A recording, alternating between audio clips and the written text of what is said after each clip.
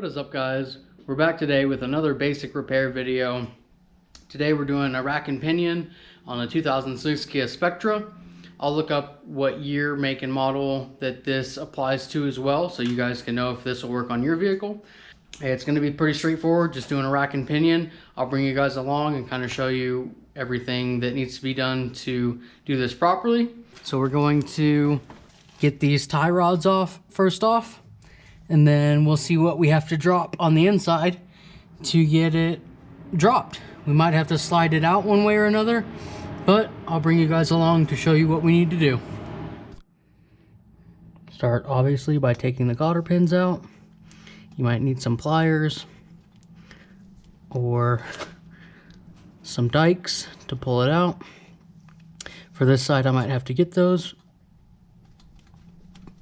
Looks like we're gonna get it out though.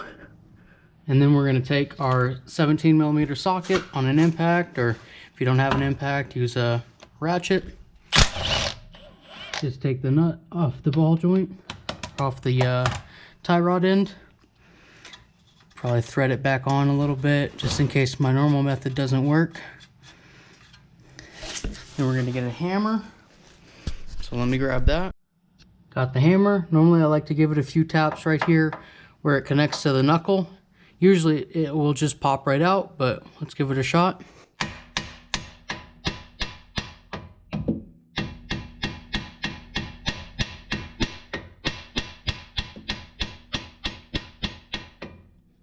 Okay, it's not really working, so let's try the other method. Screw this nut on a good ways. Then we'll hit it at the bottom.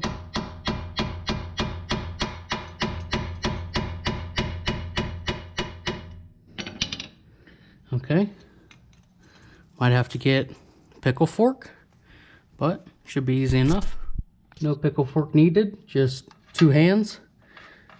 So this ball joint, or this, I guess it technically is a ball joint, but this tie rod end is pretty messed up. So I'm gonna contact the customer and recommend they replace it. I'm not super confident that they will. That's out, so just pull it out. We'll set it to the side, go to the other side and do the same thing. All right, hopefully you guys can see everything that's going on here. But over here, we've got two bolts, I mean. One at the bottom, one at the top by those two lines up there. And then same thing with the other side over here. Probably gonna be hard to get you guys an angle. But in there, up in here, we've got a couple bolts, and then we've got a couple lines to disconnect. Looks like the return line here, just a hose clamp, and then up in there we have the high pressure line, which is a fitting. We'll have to get in there and disconnect that, and then we'll see where to go from there. So I'm going to start on disconnecting all this stuff, taking those bolts out, and probably taking a couple 10 mils out of like brackets and everything for the lines. And then we might have a couple more things to do, but I'll let you know when we get there. Red Bull number 2. All right, guys, before we go any further, I just want to ask a huge favor. If you guys find this video helping you guys at all, any tips and tricks in this video, or any steps that you guys found helpful, please like the video. It really helps me out. Consider subscribing. I have a ton more automotive content, cool DIY stuff that applies to a lot of different cars. Pretty soon I'm going to be wiring a auxiliary fuse box into my WRX, if you guys saw last video, so stay tuned for that. But for now, let's go ahead and give you guys an update on where we're at on the rack and pinion. Okay, so quick tip from a mechanic. When replacing parts with multiple functioning pieces and parts on it, it's always good to open up your box with the new part in it. Because when you're replacing stuff that has multiple parts that can be taken off, it's good to know what you need to take off in the process of removal. So for example, this has no tie rod ends on it. So I know I'm gonna have to take the tie rod ends off the car and put them back on this when I install this. We also know that it comes with this whole assembly and lines. We can see where the lines bolt up, and we can see what lines we have, so we know which ones we do or don't need to take off the old setup. Another example is this whole steering gear here with the input shaft from your steering column is all here. So we know we don't have to take this off of the other assembly. We can just pull the steering column from inside the car and replace it all as one piece. We can also see that we have one bolt here and one bolt here, so we know which two bolts we need to look for and take out. We also have the collar that goes here that has the two bolts in it, and I think I showed you guys that already, but I'll show you guys when I give you an update of what we've taken out so far. But it's always good to look at the new part, always compare it to the old part, make sure they're the same, and look for bolt locations to make sure you've got them all and what parts you'll need to take off so you're not doing things twice on the old removal. Another quick tip, when you've got, show you down in here, so you've got your steering column right here and you've got this nut, right? Well, when you're doing a steering rack, you want to make sure your wheel is 100% straight, just like that. So that way when you put it back together, you can get your alignment as close to possible, as close to centered as possible, whatever. However, as you can see, or maybe not, as you can see, that bolt that you need to access, the pinch bolt, to get the steering shaft off, is kind of in a crappy position.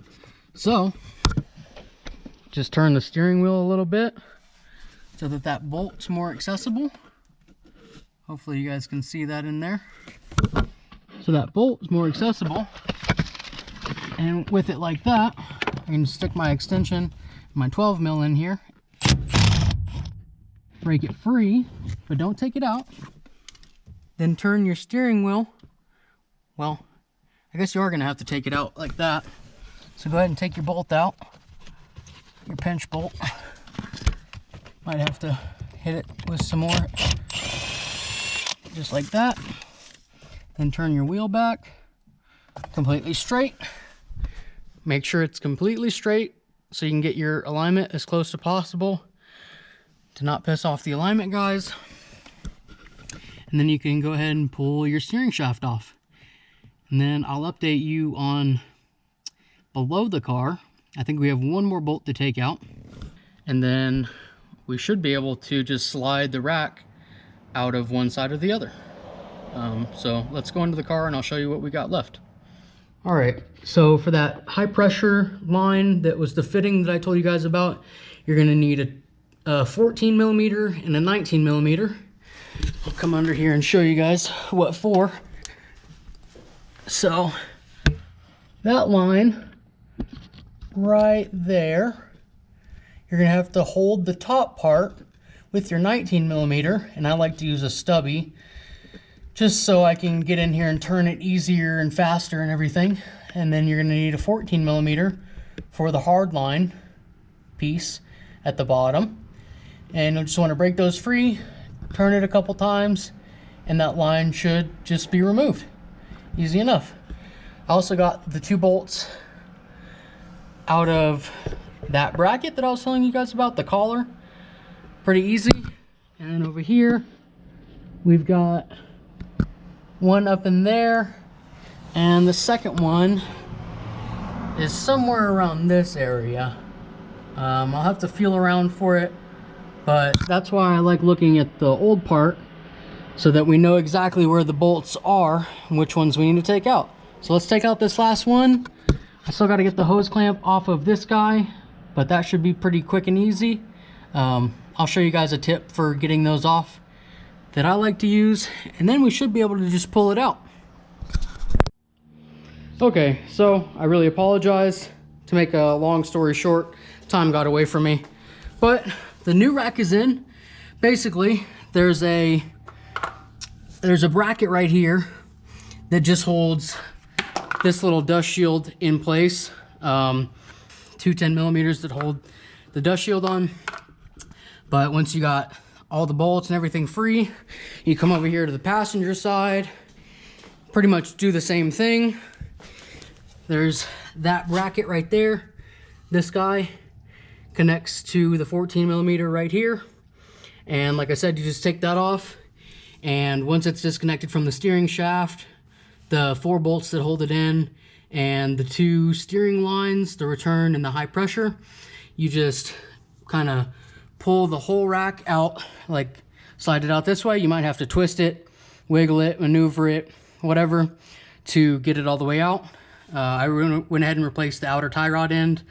You want to count your turns when you take it off so that when you put the new one on, you can get as close to alignment as possible. Every time it will need an alignment after you do a power rack and pinion. But once it's back in, I started with, I'll show you, I came inside the car and I took the coupler off the top of the steering U-joint. I'll show you guys here. So up in here, there's a bolt just like the one down there. And if you take this bolt out, you can slide this shaft up and down. So that way, once you got the rack in place, you can slide that coupler back on the steering splines easily.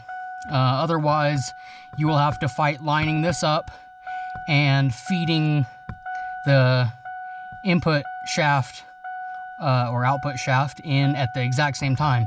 You really have to do it with 2 people. So I loosened this one, slid this one up this way, and it gave me plenty of slack to work with the U-joint down there. So once that's done, you put the 4 bolts in. There's one here, and then the little collar that goes right here that holds this side.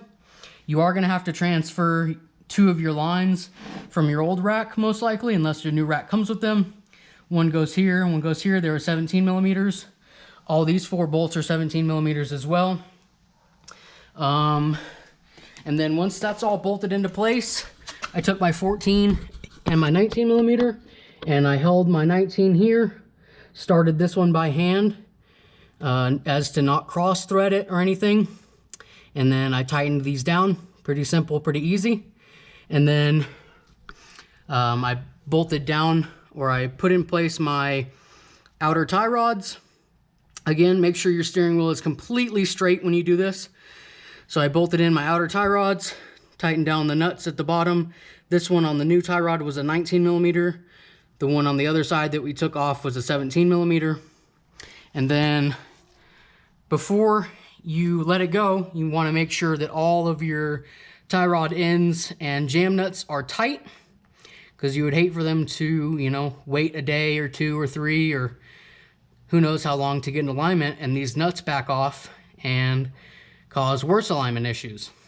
So everything's pretty much buttoned back up. All the lines are reattached. All the bolts are tightened back down that hold it into place. That's pretty much it. It's a pretty straightforward job. If you've done rack and pinions on anything else, I would say this is one of the easier ones. If you guys have any questions, let me know down in the comments. But I'm gonna put the wheels back on. Like I said, I made sure everything was tight, double checked it. So yeah, I'm gonna put the wheels back on, take it for a test drive, and then send it off to the customer. So like I said, if you guys have any questions, I'm sorry this video was a little chopped up and that I didn't go through it more with you when I was putting the new one in and taking the old one out. But stuff happened and I needed to get this car done, so I couldn't pick up the camera a whole bunch. But that should cover it for all the steps. Leave your questions down below in the comments. If this video helped you guys, please consider liking it and subscribing to the channel for more automotive content. If I do anything else in this car, I'll let you guys know, but please subscribe. Got a lot of cool stuff coming. I appreciate you guys watching. Hopefully this helped, and we'll see you in the next one. Peace.